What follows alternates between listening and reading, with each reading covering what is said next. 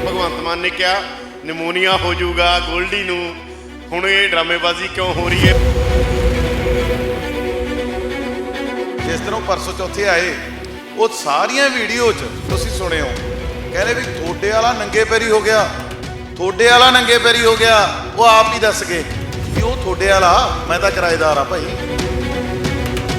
ਕਿ ਨੰਗੇ ਪੈਰਾਂ ਤੋਂ ਬਿਨਾਂ ਕੋਈ ਹੋਰ ਰਾਹ ਨਹੀਂ ਹੋਣਾ ਚਾਹੀਦਾ? ਜਾਂ ਤੁਹਾਨੂੰ ਕਿਉਂ ਲੱਗਿਆ ਕਿ ਨੰਗੇ ਪੈਰਾਂ ਦੀ ਰਾਜਨੀਤੀ ਹੀ 2022 ਦੀ ਧੂਰੀ ਦੀ ਰਾਜਨੀਤੀ ਹੈ ਗੋਲਡੀ? ਇੱਕ ਪਾਸੇ ਹੰਕਾਰ ਆ, ਇੱਕ ਪਾਸੇ ਨਿਮਰਤਾ।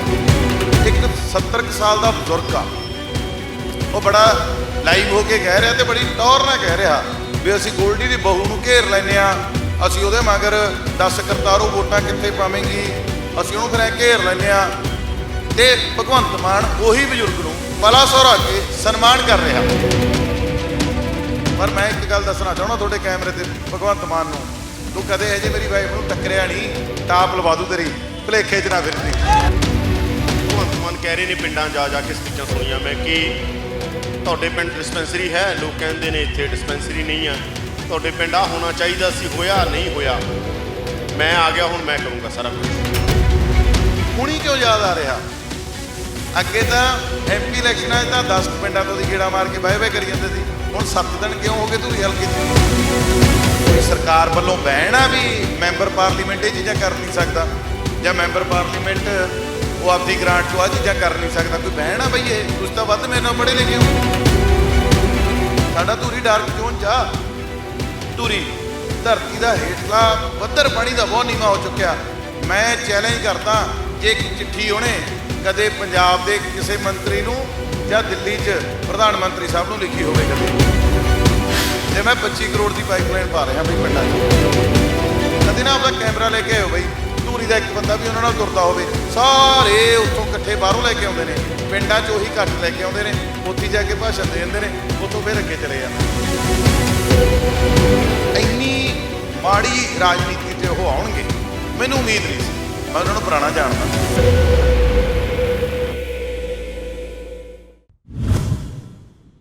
ਕਈ ਦਹਾਕੇ ਪਹਿਲਾਂ ਪੰਜਾਬੀ ਦੀ ਮੰਨੀ ਪਰਮੰਨੀ ਲੇਖਕਾ ਦਲੀਪ ਕੌਰ ਟਿਵਾਣਾ ਨੇ ਆਪਣੀ ਸਵੈ ਜੀਵਨੀ ਨੰਗੇ ਪੈਰਾਂ ਦਾ ਸਫ਼ਰ ਲਿਖੀ। ਪੰਜਾਬੀ ਸਾਹਿਤ 'ਚ ਉਸ ਦੀ ਬਹੁਤ ਚਰਚਾ ਹੋਈ। ਅੱਜ ਕੱਲ੍ਹ ਨੰਗੇ ਪੈਰਾਂ ਨਾਲ ਰਾਜਨੀਤੀ ਹੋ ਰਹੀ ਹੈ ਤੇ ਨੰਗੇ ਪੈਰਾਂ ਨਾਲ ਰਾਜਨੀਤੀ ਕਰ ਰਹੇ ਨੇ ਦਲਬੀਰ ਗੋਲਡੀ। ਨੰਗੇ ਪੈਰਾਂ ਦੀ ਰਾਜਨੀਤੀ ਦਾ ਸੱਚ ਕੀ ਹੈ, ਇਹਦੀ ਚਰਚਾ ਪੰਜਾਬ ਦੀ ਸਿਆਸਤ 'ਚ ਇਸ ਕਰਕੇ ਵੀ ਹੋਈ ਕਿਉਂਕਿ ਭਗਵੰਤ ਮਾਨ ਨੇ ਨੰਗੇ ਪੈਰਾਂ ਤੇ ਕਮੈਂਟ ਵੀ ਕੀਤਾ।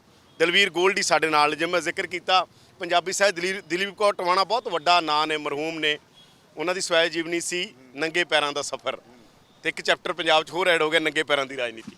ਉਹ ਤਾਂ ਇੰਨੀ ਮਹਾਨ ਸ਼ਖਸੀਅਤ ਸੀ ਉਹਨਾਂ ਦਾ ਤਾਂ ਨਹੀਂ, ਖੈਰ ਮੈਂ ਉਹਨਾਂ ਨਾਲ ਨੇੜੇ ਤੇੜੇ ਵੀ ਹੋ ਸਕਦਾ। ਤੁਸੀਂ ਉਹ ਜੀਵਨੀ ਵੈਸੇ? ਨਹੀਂ, ਮੈਂ ਨਹੀਂ ਪੜ੍ਹੀ ਜੀ ਉਹਦੇ ਬਾਰੇ, ਬਟ ਤੁਸੀਂ ਨੇ ਅੱਜ ਕਿਹਾ ਤੇ ਮੈਂ ਜ਼ਰੂਰ ਪੜ੍ਹੂੰਗਾ, ਕਿਉਂਕਿ ਆਪਾਂ ਯੂਨੀਵਰਸਿਟੀ ਵਾਲੇ ਹਾਂ ਜੀ, ਤੇ ਜਦੋਂ ਕੋਈ ਅਜਿਹੀ ਗੱਲ ਹੁੰਦੀ ਹੈ ਤਾਂ ਆਪਦੇ ਮਨ 'ਚ ਉਬਾਲ ਉੱਠਦੇ ਨੇ।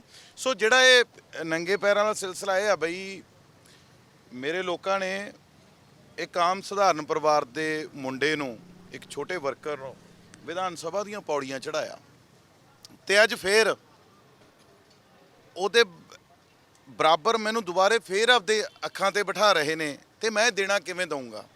ਤੇ ਇਸ ਕਰਕੇ ਮੈਂ, ਕਿਉਂਕਿ ਮੇਰੇ ਫਾਦਰ ਸਾਹਿਬ ਸਾਡੇ ਗੁਰੂ ਸਾਹਿਬਾਨ ਨੇ ਕਿਹਾ ਕਿ ਜਦੋਂ ਕੁਝ ਮੰਗਣਾ ਹੋਵੇ ਤੇ ਸਤਿਕਾਰ ਨਾਲ, ਕਿਉਂਕਿ ਗੁਰੂ ਮਹਾਰਾਜ ਨੇ ਕਿਹਾ ਵੀ ਜਿੱਥੇ ਸੰਗਤ ਹੋਵੇ ਉਹਦੇ 'ਚ ਗੁਰਾਂ ਦਾ ਵਾਸ ਹੁੰਦਾ, ਤੇ ਜਦੋਂ ਗੁਰਾਂ ਦਾ ਵਾਸ ਆਏ ਸੰਗਤ ਦੇ ਵਿੱਚ ਤੇ ਮੈਂ ਕੁਝ ਮੰਗਣਾ ਚਾਹ ਰਿਹਾ, ਤੇ ਫਿਰ ਮੈਨੂੰ ਉਹੀ ਅਦਬ ਤੇ ਸਤਿਕਾਰ ਚਾਹੀਦਾ।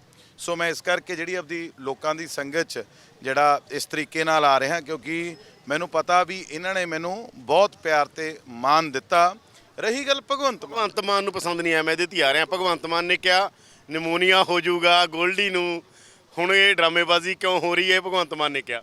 ਤੁਸੀਂ ਦੇਖੋ, ਉਹ ਇੱਕ ਨਾ ਹੰਕਾਰ, ਇੱਕ ਨਿਮਰਤਾ, ਇਹ ਲੜਾਈ ਆ। ਇੱਕ ਪਾਸੇ ਹੰਕਾਰ ਆ, ਇੱਕ ਪਾਸੇ ਨਿਮਰਤਾ। ਜਿਸ ਦਿਨ ਉਹ ਪਰਸੋਂ ਚੌਥੇ ਆਏ ਉਹ ਸਾਰੀਆਂ ਵੀਡੀਓ 'ਚ ਤੁਸੀਂ ਸੁਣਿਓ ਕਹਿੰਦੇ ਵੀ ਥੋੜੇ ਵਾਲਾ ਨੰਗੇ ਪੈਰੀ ਹੋ ਗਿਆ, ਥੋੜੇ ਵਾਲਾ ਨੰਗੇ ਪੈਰੀ ਹੋ ਗਿਆ। ਉਹ ਆਪ ਹੀ ਦੱਸ ਗਏ ਵੀ ਉਹ ਥੋੜੇ ਵਾਲਾ, ਮੈਂ ਤਾਂ ਕਿਰਾਏਦਾਰ ਹਾਂ ਭਾਈ, ਮੈਂ ਤਾਂ 20 ਦਿਨ ਲਈ ਆਇਆ। ਤੇ ਨੰਬਰ ਸੈਕਿੰਡ, ਸਾਰੀ ਦੁਨੀਆ ਨੂੰ ਦਿਖ ਰਿਹਾ ਹੈ ਵੀ ਦੋਵੇਂ ਹੱਥਾਂ 'ਚ ਲੱਡੂ ਰੱਖਣ ਦੀ ਸੋਚ ਰਿਹਾ। ਵੀ ਯਾਰ ਇੱਧਰ ਤਾਂ ਸਰਕਾਰ ਬਣਦੀ ਦੀਂਦੀ ਨਹੀਂ, ਇੱਧਰ ਤਾਂ ਮੇਰੇ ਤੋਂ ਕੁਝ ਹੋਣਾ ਨਹੀਂ, ਘੱਟੋ ਘੱਟ ਲੋਕ ਸਭਾ ਤਾਂ ਬਚਾ ਕੇ ਰੱਖ ਲਈਏ। ਤੇ ਇੰਨੀ ਮਾੜੀ ਰਾਜਨੀਤੀ ਤੇ ਉਹ ਆਉਣਗੇ ਮੈਨੂੰ ਉਮੀਦ ਨਹੀਂ ਸੀ। ਮੈਂ ਉਹਨਾਂ ਨੂੰ ਪੁਰਾਣਾ ਜਾਣਦਾ, ਪਰ ਅੱਜ ਉਹਨਾਂ ਦੇ ਮੂੰਹ ਤੇ ਸਿਰਫ ਗੋਲਡੀ ਆ, ਅੱਜ ਉਹਨਾਂ ਦੇ ਹੋਰ ਉਹਨਾਂ ਨੂੰ ਕੁਝ ਨਹੀਂ ਦਿਖ ਰਿਹਾ। ਤੇ ਜਿਹਨੂੰ ਥਰਡ ਕਲਾਸ ਰਾਜਨੀਤੀ ਕਹਿ ਦਈਏ ਨਾ, ਉਹ ਚੀਜ਼ ਤੇ ਉਤਰੇ। ਜਵਾਕਾਂ ਨੂੰ ਗਾਲਾਂ, ਮੇਰੀ ਵਾਈਫ ਨੂੰ ਘੇਰਨਾ, ਆਹ ਚੀਜ਼ਾਂ ਤੇ ਉਤਰੇ। ਪਰ ਇਹ ਧੂਰੀ ਵਾਲੇ ਨੇ। ਤੇ ਇਹ ਸਤਿਕਾਰ ਨੰਗੇ ਪੈਰਾਂ ਤੋਂ ਬਿਨਾ ਨਹੀਂ ਹੋ ਸਕਦਾ ਸੀਗਾ ਕਿ ਨੰਗੇ ਪੈਰਾਂ ਤੋਂ ਬਿਨਾ ਕੋਈ ਹੋਰ ਰਾਹ ਨਹੀਂ ਹੋਣਾ ਚਾਹੀਦਾ, ਜਾਂ ਤੁਹਾਨੂੰ ਕਿਉਂ ਲੱਗਿਆ ਕਿ ਨੰਗੇ ਪੈਰਾਂ ਦੀ ਰਾਜਨੀਤੀ ਹੀ 2022 ਦੀ ਧੂਰੀ ਦੀ ਰਾਜਨੀਤੀ ਆ, ਗੋਲਡੀ ਦੀ? ਦੇਖੋ, ਮੈਂ ਇਹਨੂੰ ਨਾ ਰਾਜਨੀਤੀ ਦਾ ਲੋਕਾਂ ਨੇ ਮਾਇਨੇ ਬਦਲਤੇ। ਮੈਂ ਅਸਲ ਤਾਂ ਇਹ ਲੋਕਾਂ ਦੀ ਸੇਵਾ ਐਕਚੁਅਲ 'ਚ ਤਾਂ, ਤੇ ਮੈਂ ਵਾਕਈ ਉਹ ਕਰ ਰਿਹਾ। ਤੇ ਜੇ ਮੈਂ ਉਹ ਕਰ ਰਿਹਾ ਤੇ ਮੈਨੂੰ ਫਿਰ ਉਸ ਤਰੀਕੇ ਨਾਲ ਹੀ ਲੋਕਾਂ 'ਚ ਵਿਚਰਨਾ ਚਾਹੀਦਾ। ਇਹ ਕੋਈ ਇਹਦੇ ਨਾਲ ਮੈਨੂੰ ਕੋਈ ਵੋਟਾਂ ਥੋੜੀ ਵੱਧ ਪੈ ਜਾਣਗੀਆਂ ਨੰਗੇ ਪੈਰਾਂ ਨਾਲ। ਮੈਂ ਤਾਂ ਵੈਸੇ ਵੀ ਜੇ ਡੋਰ ਟੂ ਡੋਰ ਕਰੂੰਗਾ, ਸਾਰਾ ਪਿਆਰ ਮੇਰੇ ਨਾਲ ਵੈਸੇ ਵੀ ਰਹੂਗਾ। ਮੈਨੂੰ ਤਾਂ ਰੋਜ਼ ਗਾਲਾਂ ਕੱਢਦੇ ਨੇ ਵੀ ਤੂੰ ਆ ਕੀ ਕਰਿਆ, ਜੇ ਤੂੰ ਬਿਮਾਰ ਹੋ ਗਿਆ ਸਾਡਾ ਇੱਕ ਦਿਨ ਦੀ ਕੰਪੇਨ ਖਰਾਬ ਹੋਊਗੀ। ਪਰ ਨਹੀਂ, ਮੇਰਾ ਮਨ ਦਾ ਸਤਿਕਾਰ ਤੇ ਇਹਨੂੰ ਤੁਸੀਂ ਭਾਵਨਾ ਕਹਿ ਲਓ ਕਿ ਇੱਕ ਛੋਟੇ ਨਿਮਾਣੇ ਨੂੰ ਆਹ ਜਗ੍ਹਾ ਤੇ ਭੇਜਤਾ, ਤੇ ਮੇਰੇ ਲਈ ਤਾਂ ਰੱਬ ਸਮਾਨ ਨੇ ਨਾ। ਤੇ ਮੈਂ ਤਾਂ ਫਿਰ ਉਹਨਾਂ ਦੀ ਜਿਹੜੀ ਰਿਸਪੈਕਟ ਆ ਉਹ ਐਂ ਕਰੂੰਗਾ। ਇਹ ਮੇਰੇ ਮਨ ਤੁਸੀਂ ਕੀ ਸੋਚਿਆ ਵੀ ਜਦੋਂ ਇਲੈਕਸ਼ਨ ਦੇ ਲਾਸਟ ਦਿਨ ਤੱਕ ਤੁਸੀਂ ਨੰਗੇ ਪੈਰੀ ਰਹੋਗੇ? ਹਾਂ, ਜਦੋਂ ਮੈਂ ਡੋਰ ਟੂ ਡੋਰ ਕਰੂੰਗਾ ਬਈ, ਮੈਂ ਨੰਗੇ ਪੈਰ ਹੋਊਂਗਾ। ਜਿੱਥੇ ਵੀ ਅਸੀਂ ਜਾ ਰਹੇ ਹਾਂ, ਅਸੀਂ ਇਸੇ ਚੀਜ਼ ਨੂੰ, ਕਿਉਂਕਿ ਝੂਠ ਤੇ ਸੱਚ ਦੀ ਲੜਾਈ ਆ। ਇੰਨਾ ਸਵਾਦ ਵਾਲੀ ਇਲੈਕਸ਼ਨ ਦੀ ਲੜਾਈ ਆ ਨਾ, ਇੰਨੇ ਸਵਾਦ ਵਾਲੇ ਇਲੈਕਸ਼ਨ ਦੀ ਲੜਾਈ ਕਿਉਂ ਆ? ਇਹ ਕਾਰਨ ਕੀ ਆ ਕਿ ਉਹ ਲੋਕ ਸਭਾ ਜਿੱਤੇ ਹੋਏ ਨੇ। ਜਿਹੜਾ ਉਹ ਕਹਿੰਦੇ ਨੇ ਨਾ ਮੋਟਰਾਂ ਤੇ ਲਿਖਿਆ ਹੋਇਆ, ਇੱਕ ਮੌਕਾ ਕੇਜਰੀਵਾਲ ਨੂੰ, ਸੰਗਰੂਰ ਦੇ ਲੋਕਾਂ ਨੇ 2 ਮੌਕੇ ਦਿੱਤੇ ਨੇ, ਇੱਕ 2014 'ਚ ਤੇ ਇੱਕ 2019 'ਚ। ਇੱਥੇ ਤਾਂ ਉਹ ਮੌਕਾ ਕਾਹਦਾ ਮੰਗੀ ਜਾਂਦੇ ਨੇ? ਇੱਥੇ ਤਾਂ ਉਹਨਾਂ ਨੂੰ ਮੌਕਾ ਦੇ ਕਹਿੰਦੇ ਆਗੇ ਭਗਵੰਤ ਮਾਨ ਕਹਿ ਰਹੇ ਨੇ, ਪਿੰਡਾਂ ਜਾ ਕੇ ਸਪੀਚਾਂ ਸੁਣੀਆਂ ਮੈਂ, ਕਿ ਤੁਹਾਡੇ ਪਿੰਡ ਡਿਸਪੈਂਸਰੀ ਹੈ, ਲੋਕ ਕਹਿੰਦੇ ਨੇ ਇੱਥੇ ਡਿਸਪੈਂਸਰੀ ਨਹੀਂ ਆ, ਤੁਹਾਡੇ ਪਿੰਡ ਆ ਹੋਣਾ ਚਾਹੀਦਾ ਸੀ, ਹੋਇਆ ਨਹੀਂ ਹੋਇਆ, ਮੈਂ ਆ ਗਿਆ, ਹੁਣ ਮੈਂ ਕਰੂੰਗਾ ਸਾਰਾ ਕੁਝ। ਤੇ ਕੋਈ ਸਰਕਾਰ ਵੱਲੋਂ ਬੈਨ ਆ ਵੀ ਮੈਂਬਰ ਪਾਰਲੀਮੈਂਟ ਇਹ ਚੀਜ਼ਾਂ ਕਰ ਨਹੀਂ ਸਕਦਾ, ਜਾਂ ਮੈਂਬਰ ਪਾਰਲੀਮੈਂਟ ਉਹ ਆਪਦੀ ਗ੍ਰਾਂਟ 'ਚੋਂ ਆਹ ਚੀਜ਼ਾਂ ਕਰ ਨਹੀਂ ਸਕਦਾ? ਕੋਈ ਬੈਨ ਆ ਬਈ? ਇਹ ਤੁਸੀਂ ਤਾਂ ਵੱਧ ਮੇਰੇ ਨਾਲ ਪੜ੍ਹੇ ਲਿਖੇ ਹੋ, ਹੁਣੀ ਕਿਉਂ ਯਾਦ ਆ ਰਿਹਾ? ਅੱਗੇ ਤਾਂ ਐਮਪੀ ਇਲੈਕਸ਼ਨਾਂ 'ਚ ਤਾਂ 10 ਪਿੰਡਾਂ ਤੋਂ ਦੀ ਗੇੜਾ ਮਾਰ ਕੇ ਬਾਏ ਬਾਏ ਕਰੀ ਜਾਂਦੇ ਸੀ, ਹੁਣ 7 ਦਿਨ ਕਿਉਂ ਹੋ ਗਏ ਧੂਰੀ ਹਲਕੇ 'ਚ? ਠੀਕ ਹੈ ਨਾ ਬਈ, ਕੰਪੈਰੀਜ਼ਨ ਨਹੀਂ, ਨੈਗੇਟਿਵ ਰਾਜਨੀਤੀ ਨਾ ਕਰੋ, ਪੋਜ਼ਿਟਿਵ ਰਾਜਨੀਤੀ ਕਰੋ। ਤੁਸੀਂ ਆਪਦੇ ਆਪ ਨੂੰ ਸੀਐਮ ਫੇਸ ਕਹਿਣੇ ਹੋ, ਠੀਕ ਹੈ ਨਾ, ਪਰ ਕੋਈ ਵਿਜ਼ਨ ਦਿਖਾਓ ਲੋਕਾਂ ਨੂੰ, ਕੋਈ ਵਿਜ਼ਨ ਦਿਖਾਓ। ਕਿ ਅੱਜ ਉਹ ਡਿਸਪੈਂਸਰੀ ਦੀ ਗੱਲ ਕਰਦੇ ਨੇ, ਕੀ ਉਹ ਇੱਕ ਹਸਪੀਟਲ ਤੇ ਪਿਛਲੇ 8 ਸਾਲਾਂ 'ਚ ਪੈਸੇ ਨਹੀਂ ਸੀ ਲਾ ਸਕਦੇ? ਕੀ ਉਹ ਸੜਕਾਂ ਤੇ ਪੈਸਾ ਨਹੀਂ ਸੀ ਖਰਚ ਸਕਦੇ? ਕੀ ਉਹ ਸਟੇਡੀਅਮ ਤੇ ਪੈਸਾ ਨਹੀਂ ਸੀ ਖਰਚ ਸਕਦੇ? ਕੀ ਉਹ ਲਾਇਬ੍ਰੇਰੀਆਂ ਨਹੀਂ ਸੀ ਬਣਾ ਸਕਦੇ? ਹੁਣ ਮੈਨੂੰ ਲੋਕ ਪਿੰਡਾਂ 'ਚ ਤੋਲਦੇ ਨੇ, ਤੇ ਮੈਂ ਕਹਿਣਾ ਵੀ ਮੇਰੇ ਵੇਟ ਦੀਆਂ ਯਾਨੀ ਕਿ ਉਨੀਆਂ ਵੱਧ ਤੋਂ ਵੱਧ ਲਾਇਬ੍ਰੇਰੀ ਨੂੰ ਕਿਤਾਬਾਂ ਦਿੱਤੀਆਂ ਜਾਣ, ਕੋਈ ਫਾਇਦਾ ਤਾਂ ਹੋਵੇ। ਠੀਕ ਹੈ ਨਾ, ਬੂਟੇ ਲਾਏ ਜਾਣ, ਕੋਈ ਫਾਇਦਾ ਤਾਂ ਹੋਵੇ। ਵਿਜ਼ਨ ਦਿਖਦਾ ਤਾਂ ਹੈਗਾ ਨਾ ਵੀ ਮੈਂ ਕੀ ਕਰਨਾ ਚਾਹ ਰਿਹਾ। ਸੋ ਇਹ ਬੜੀ ਜ਼ਬਰਦਸਤ ਤਰੀਕੇ ਵਾਲੀ ਲੜਾਈ ਆ। ਮੇਰੀ ਤਾਂ ਖਾਲੀ ਝੋਲੀ ਹੈ ਜੀ, ਮੈਂ ਤਾਂ ਮੰਤਰੀਆਂ ਤੋਂ ਮੰਗਣਾ। ਉਹਦੇ ਕੋਲੇ ਤਾਂ ਹਰੇਕ ਸਾਲ ਦਾ ਕਿੰਨੀਆਂ ਕਮੇਟੀਆਂ ਦੇ ਸੰਸਦ ਮੈਂਬਰ ਤਾਂ ਕਿੰਨੀਆਂ ਕਮੇਟੀਆਂ ਦੇ ਮੈਂਬਰ ਹੁੰਦੇ ਨੇ, ਉਹ ਤਾਂ ਬਹੁਤ ਕੁਝ ਕਰ ਸਕਦੇ ਨੇ। ਸਾਡਾ ਧੂਰੀ ਡਾਰਕ ਜ਼ੋਨ 'ਚ ਆ। ਧੂਰੀ ਧਰਤੀ ਦਾ ਹੇਠਲਾ ਪੱਧਰ ਪਾਣੀ ਦਾ ਬਹੁਤ ਨੀਵਾਂ ਹੋ ਚੁੱਕਿਆ। ਮੈਂ ਚੈਲੰਜ ਕਰਦਾ, ਜੇ ਇੱਕ ਚਿੱਠੀ ਉਹਨੇ ਕਦੇ ਪੰਜਾਬ ਦੇ ਕਿਸੇ ਮੰਤਰੀ ਨੂੰ ਜਾਂ ਦਿੱਲੀ 'ਚ ਪ੍ਰਧਾਨ ਮੰਤਰੀ ਸਾਹਿਬ ਨੂੰ ਲਿਖੀ ਹੋਵੇ ਕਦੇ, ਤੇ ਮੈਂ 25 ਕਰੋੜ ਦੀ ਪਾਈਪਲਾਈਨ ਪਾ ਰਿਹਾ ਬਈ ਪਿੰਡਾਂ 'ਚ, 1.5 ਸਾਲ ਇਹ ਕੰਮ ਚੱਲੂਗਾ। ਮੈਨੂੰ ਇੱਕ ਵੀ ਚੀਜ਼ ਤਾਂ ਦਿਖਾਵੇ ਨਾ ਵੀ ਆਹ ਚੀਜ਼ ਦੇ ਉੱਤੇ ਮੈਂ ਚਿੰਤਾ ਜ਼ਾਹਰ ਕਰੀ। ਠੀਕ ਹੈ ਨਾ, ਮੈਂ ਇਹ ਚੀਜ਼ ਦੇ ਉੱਤੇ ਕਹਿੰਦੇ ਸਰਕਾਰ ਤੁਹਾਡੀ ਸੀਗੀ। ਨਹੀਂ ਸਰ ਬਈ, ਮੈਂਬਰ ਪਾਰਲੀਮੈਂਟ ਕੀ ਨਹੀਂ ਕਰ ਸਕਦਾ? ਮੈਨੂੰ ਇਹ ਦੱਸੋ, ਸਿੱਧਾ ਹੀ ਸਵਾਲ ਆ ਇਹਦੇ 'ਚ। ਕੀ ਮੈਂਬਰ ਪਾਰਲੀਮੈਂਟ ਨੂੰ ਕੋਈ ਰੋਕਿਆ ਹੋਇਆ? ਕੀ ਚਲੋ ਕੋਈ ਚਲਾਨ ਕੱਟਿਆ ਜਾਊਗਾ ਮੈਂਬਰ ਪਾਰਲੀਮੈਂਟ ਦਾ ਜੋ ਕਿਸੇ ਚੀਜ਼ ਤੇ ਪੈਸਾ ਖਰਚ ਕਰ ਦੂਗਾ? ਉਹ ਤਾਂ ਇੱਕ ਦੇਖੋ, ਤੁਸੀਂ ਵਿਜ਼ਨ ਨਹੀਂ ਦੱਸਦੇ। ਸਿਰਫ ਉਹਨਾਂ ਦੇ ਉਹ ਪੰਜਾਬ 'ਚ ਕੀ ਕਰੂ ਯਾਰ? ਉਹਨਾਂ ਨੂੰ ਤਾਂ ਗੋਲਡੀ ਸੁਪਨਿਆਂ 'ਚ ਆਈ ਜਾਂਦਾ। ਉਹ ਤਾਂ ਨੰਗੇ ਪੈਰ ਚੁੱਭਦੇ ਨੇ ਗੋਲਡੀ ਦੇ ਤਾਂ ਉਹਨਾਂ ਨੂੰ। ਇਹ ਜਿਹੜੀਆਂ ਚੀਜ਼ਾਂ ਨੇ, ਤੁਸੀਂ ਕੱਲ੍ਹ ਪਰਸੋਂ ਇੱਕ ਚੀਜ਼ ਦੇਖੀ ਹੋਣੀ, ਅੱਜ ਅਸੀਂ ਨੇ ਲਾਈਵ ਹੋਇਆ, ਇੱਕ 70 ਕੁ ਸਾਲ ਦਾ ਬਜ਼ੁਰਗ ਆ, ਉਹ ਬੜਾ ਲਾਈਵ ਹੋ ਕੇ ਕਹਿ ਰਿਹਾ ਤੇ ਬੜੀ ਟੌਰ ਨਾਲ ਕਹਿ ਰਿਹਾ ਵੀ ਅਸੀਂ ਗੋਲਡੀ ਦੀ ਬਹੂ ਨੂੰ ਘੇਰ ਲੈਂਦੇ ਹਾਂ, ਅਸੀਂ ਉਹਦੇ ਮਗਰ 10 ਕਰਤਾਰੋ ਵੋਟਾਂ ਕਿੱਥੇ ਪਾਵੇਂਗੀ, ਅਸੀਂ ਉਹਨੂੰ ਫਿਰ ਐਂ ਘੇਰ ਲੈਂਦੇ ਹਾਂ। ਤੇ ਭਗਵੰਤ ਮਾਨ ਉਹੀ ਬਜ਼ੁਰਗ ਨੂੰ ਪਲਾ ਸਹੁਰਾ ਕੇ ਸਨਮਾਨ ਕਰ ਰਿਹਾ। ਠੀਕ ਹੈ ਨਾ, ਕਿ ਇਹ ਔਰਤਾਂ ਦਾ ਸਤਿਕਾਰ ਆ?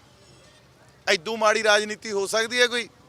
ਇਸ ਤੋਂ ਮਾੜੀ ਰਾਜਨੀਤੀ ਹੋ ਸਕਦੀ ਆ ਕਿ ਇੱਕ ਬੰਦਾ ਅੱਜ ਆਪਾਂ ਕਹਿੰਦੇ 50% ਹੱਕ, ਅੱਜ ਆਪਾਂ ਕਹਿੰਦੇ ਔਰਤਾਂ ਨੂੰ ਮੂਹਰੇ ਲੈ ਕੇ ਆਈਏ, ਤਾਂ ਹੀ ਔਰਤਾਂ ਨੂੰ ਮੂਹਰੇ ਨਹੀਂ ਨਾ ਕੋਈ ਲੈ ਕੇ ਆਉਂਦਾ। ਜੇ ਮੇਰੇ ਵਰਗਾ ਕੋਈ ਲੈ ਕੇ ਆਉਂਦਾ ਤਾਂ ਇਹੋ ਜਿਹੇ ਤਰੀਕੇ ਨਾਲ ਉਹਨੂੰ ਰੋਕਦੇ ਨੇ, ਠੀਕ ਹੈ ਨਾ। ਪਰ ਮੈਂ ਇੱਕ ਗੱਲ ਦੱਸਣਾ ਚਾਹੁੰਦਾ ਤੁਹਾਡੇ ਕੈਮਰੇ ਤੇ ਭਗਵੰਤ ਮਾਨ ਨੂੰ, ਤੂੰ ਕਦੇ ਇਹੋ ਜਿਹੇ ਮੇਰੀ ਵਾਈਫ ਨੂੰ ਟੱਕਰਿਆ ਨਹੀਂ, ਟਾਪ ਲਵਾ ਦੂ ਤੇਰੀ, ਭੁਲੇਖੇ 'ਚ ਨਾ ਫਿਰਦੀ। ਪਿਛਲੀ ਵਾਰ 2 ਮਿੰਟ ਪਿਛਲੀ ਵਾਰ ਤੁਸੀਂ ਕਿਹਾ ਸੀਗਾ 2 ਮਿੰਟ ਪਿਛਲੀ ਵਾਰ ਤੁਸੀਂ ਕਿਹਾ ਸੀਗਾ ਕਿ ਨੈਗੇਟਿਵ ਰਾਜਨੀਤੀ ਨਾ ਹੋਵੇ, ਵਧੀਆ ਗੱਲ ਆ, ਮੈਂ ਤਾਂ ਪੋਜ਼ਿਟਿਵ ਰਾਜਨੀਤੀ ਕਰਨੀ ਆ। ਕਿ ਰਾਜਨੀਤੀ ਦਾ ਸੱਚ ਇਹੀ ਹੈ, ਰਾਜਨੀਤੀ ਦਾ ਕੌੜਾ ਸੱਚ ਇਹੀ ਹੈ ਕਿ ਰਾਜਨੀਤੀ ਐਂ ਹੁੰਦੀ ਹੈਗੀ। ਜਿਹੜੀ ਪਿਛਲੀ ਇੰਟਰਵਿਊ ਆਪਾਂ ਤੁਸੀਂ ਕਿਹਾ ਸੀ ਮੈਂ ਨਹੀਂ ਜਾਣਾ ਚਾਹੁੰਦਾ ਉਹ ਗੱਲਾਂ 'ਚ, ਜਦੋਂ ਬਾਈ ਜੀ ਉਹ ਹਟ ਨਹੀਂ ਰਹੇ, ਠੀਕ ਹੈ ਨਾ, ਘਰ ਤੱਕ ਪਹੁੰਚ ਗਏ, ਮੇਰੇ ਜਵਾਕਾਂ ਨੂੰ ਫੇਸਬੁੱਕ ਤੇ ਗਾਲਾਂ ਲਿਖਦੇ ਨੇ, ਮੇਰੀ ਘਰ ਵਾਲੀ ਨੂੰ ਘੇਰਨ ਦੀਆਂ ਗੱਲਾਂ ਕਰਦੇ ਨੇ, ਤੇ ਜਿਹੜੇ ਘੇਰਦੇ ਨੇ ਉਹਨਾਂ ਨੂੰ ਸਨਮਾਨ ਕਰਦਾ ਆਪਦੇ ਆਪ ਨੂੰ ਸੀਐਮ ਦਾ ਚਿਹਰਾ ਕਹਾਉਣ ਵਾਲਾ। ਆਮ ਆਦਮੀ ਦੀ ਮਾਨਸਿਕਤਾ ਦਾ ਕਿੱਥੋਂ ਪਤਾ ਲੱਗਦਾ? ਫੇਸਬੁੱਕ ਤੇ ਦੇਖਿਓ ਜਿੰਨੀ ਗੰਦੀ ਲੈਂਗੁਏਜ ਇਹ ਵਰਤਦੇ ਨੇ। ਕੀ ਪੰਜਾਬ ਸੁਰੱਖਿਅਤ ਹੈ ਇਹੋ ਜਿਹੇ ਬੰਦਿਆਂ ਦੇ ਹੱਥਾਂ 'ਚ?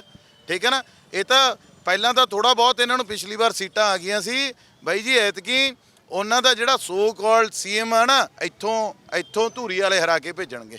ਧੂਰੀ ਵਾਲੇ, ਮੈਂ ਨਹੀਂ, ਧੂਰੀ ਵਾਲੇ। ਤੁਸੀਂ ਪਿਛਲੀ ਵਾਰ ਕਿਹਾ ਸੀ ਕਿ ਜੇ ਸੀਐਮ ਚੰਨੀ ਮਹਿਲ ਕਲਾਂ ਆ ਜਾਣ, ਤੁਸੀਂ ਕਿਹਾ ਸੀ ਤੇ ਸੀਐਮ ਚੰਨੀ ਭਦੌੜ ਆ ਗਏ ਨੇ, ਤਾਂ ਹੁਣ ਕੀ ਮੈਂ ਪੁੱਛ ਰਿਹਾ ਹੁਣ ਕੀ ਲੱਗਦਾ ਤੁਹਾਨੂੰ? ਔਰ ਮੰਨਿਆ ਜਾ ਰਿਹਾ ਕਿ ਸੀਐਮ ਚੰਨੀ ਹੀ ਡਿਕਲੇਅਰ ਹੋਣਗੇ। ਪਰਸੋਂ ਮੈਨੂੰ ਪੂਰਨ ਉਮੀਦ ਆ ਜੀ ਪਰਸੋਂ ਡਿਕਲੇਅਰ ਹੋ ਜਾਣਗੇ, ਤੇ ਬਿਲਕੁਲ ਤੁਸੀਂ ਦੇਖੋਗੇ ਪਰਸੋਂ ਤੋਂ ਬਾਅਦ ਹੋਰ ਸਾਨੂੰ ਪੋਜ਼ਿਟਿਵ ਬਲ ਮਿਲ ਜਾਣਾ।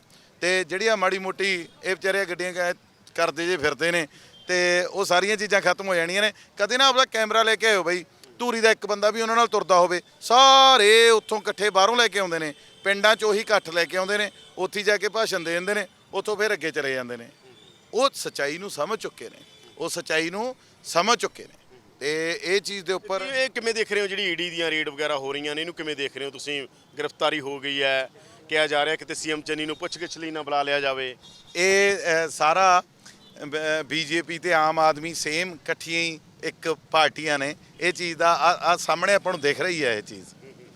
ਕੀ ਲੱਗਦਾਗਾ ਹੁਣ ਤੁਸੀਂ ਇਸ ਫਾਈਟ ਨੂੰ, ਕਿਉਂਕਿ ਦਿਨ ਥੋੜੀ ਰਹਿ ਗਏ, ਕਿਵੇਂ ਦੇਖ ਰਹੇ ਹੋਗੇ? ਬਾਈ ਜੀ ਫਾਈਟ ਸਾਡੀ ਕਿਸੇ ਨਾਲ ਹੈ ਹੀ ਨਹੀਂ, ਸਾਡੀ ਤਾਂ ਆਪਦੇ ਨਾਲ ਲੜਾਈ ਆ। ਸਾਡੀ ਤਾਂ ਆਪਦੇ ਆਪ ਨੂੰ ਹੋਰ ਬਿਹਤਰ ਕਰਕੇ ਦਿਖਾਉਣਾ, ਹੋਰ ਫੈਸਿਲਿਟੀਆਂ ਧੂਰੀ ਨੂੰ ਦੇਣੀਆਂ ਨੇ। ਤੇ ਧੂਰੀ ਦੀ ਮਿੱਟੀ 'ਚ ਜੰਮਿਆ ਹੋਇਆ ਇੱਕੋ ਕੈਂਡੀਡੇਟ ਇਲੈਕਸ਼ਨ ਲੜ ਰਿਹਾ, ਤੇ ਬਾਕੀ ਸਾਰੀਆਂ ਪਾਰਟੀਆਂ ਬਾਹਰੋਂ ਲੜ ਰਹੀਆਂ ਨੇ। ਕੀ ਸਾਡੀ ਧੂਰੀ 'ਚ ਜਾਂ ਸਾਡੀ ਮਿੱਟੀ 'ਚ ਇਹਨਾਂ ਨੂੰ ਲੀਡਰਸ਼ਿਪ ਨਜ਼ਰ ਹੀ ਨਹੀਂ ਆ ਰਹੀ? 2002 ਤੋਂ ਲੈ ਕੇ 2017 ਤੱਕ ਸਾਰੇ ਉਮੀਦਵਾਰ ਬਾਹਰੋਂ, ਐਤਕੀ ਵੀ ਜਿਹੜੀ ਚੋਣ ਹੋ ਰਹੀ ਹੈ ਇਕੱਲਾ ਮੈਂ, ਬਾਕੀ ਸਾਰੇ ਬਾਹਰੋਂ। ਕੀ ਸਾਨੂੰ ਉਹ ਸਾਡੇ ਖੂਨ 'ਚ ਲੀਡਰੀ ਅਸੀਂ ਕਰ ਨਹੀਂ ਸਕਦੇ? ਕਿ ਅਸੀਂ ਐਜੂਕੇਟਡ ਨਹੀਂ ਹੈਗੇ? ਠੀਕ ਹੈ ਨਾ। ਇਹ ਬਾਕੀ ਪਾਰਟੀਆਂ ਨੂੰ ਸਮਝਣਾ। ਕੋਈ ਪ੍ਰਚਾਰ ਤੁਹਾਡੇ ਲਈ, ਕੋਈ ਜਿਵੇਂ ਭਗਵੰਤ ਮਾਨ ਆਪਦੇ ਆਪ 'ਚ ਇੱਕ ਸੈਲੀਬ੍ਰਿਟੀ ਨੇ, ਕੀ ਤੁਹਾਡੇ ਲਈ ਕਿ ਆਉਣ ਵਾਲੇ ਦਿਨਾਂ ਦੇ ਅੰਦਰ ਪਾਰਟੀ ਵੱਲੋਂ ਸੀਨੀਅਰ ਲੀਡਰਸ਼ਿਪ ਕੋਈ ਪ੍ਰਚਾਰ ਕਰਨ ਆ ਰਿਹਾ ਇੱਥੇ? ਆਉਣਗੇ ਬਹੁਤ ਸਾਰੇ ਜੀ, ਪਰ ਆ ਸਾਰੇ ਮੇਰੇ ਸੈਲੀਬ੍ਰਿਟੀ ਨੇ ਜੀ, ਕੱਲਾ ਚਿਹਰਾ ਸੈਲੀਬ੍ਰਿਟੀ ਹੈ ਜੀ ਇਹ। ਤੇ ਇਹਨਾਂ ਦੀ ਮਾਰਕੀਟ 'ਚ ਮੈਂ ਕਹਿਣਾ ਇੰਨੀ ਕੁ ਉਹ ਆ, ਠੀਕ ਹੈ ਨਾ, ਗੁਰੂ ਮਹਾਰਾਜ ਦੀ ਇਹਨਾਂ ਤੇ ਕਿਰਪਾ, ਮੈਨੂੰ ਸੈਲੀਬ੍ਰਿਟੀਆਂ ਦੀ ਬਹੁਤੀ ਜ਼ਿਆਦਾ ਲੋੜ ਨਹੀਂ ਪੈਣੀ, ਪਰ ਆਉਣਗੇ ਤਾਂ ਅਸੀਂ ਹੱਥ ਜੋੜ ਕੇ ਵੈਲਕਮ ਕਰਾਂਗੇ ਜੀ। ਧੰਨਵਾਦ ਗੋਲਡੀ, ਬਹੁਤ ਧੰਨਵਾਦ। ਇਹ ਸਨ ਦਲਬੀਰ ਗੋਲਡੀ, ਜਿਹੜੇ ਕਹਿ ਰਹੇ ਨੇ ਕਿ ਸਾਡੀ ਇੱਥੇ ਜਿੱਤ ਪੱਕੀ ਹੈ। ਉਹਨਾਂ ਦਾ ਦਾਅਵਾ ਕਿ ਲੋਕਾਂ ਦਾ ਧੂਰੀ 'ਚ ਉਹਨਾਂ ਨੂੰ ਰਿਸਪੌਂਸ ਮਿਲ ਰਿਹਾ। ਦੇਖਦੇ ਹਾਂ ਹੁਣ ਧੂਰੀ ਦੀ ਜਨਤਾ ਕੀ ਕਹਿੰਦੀ ਹੈ।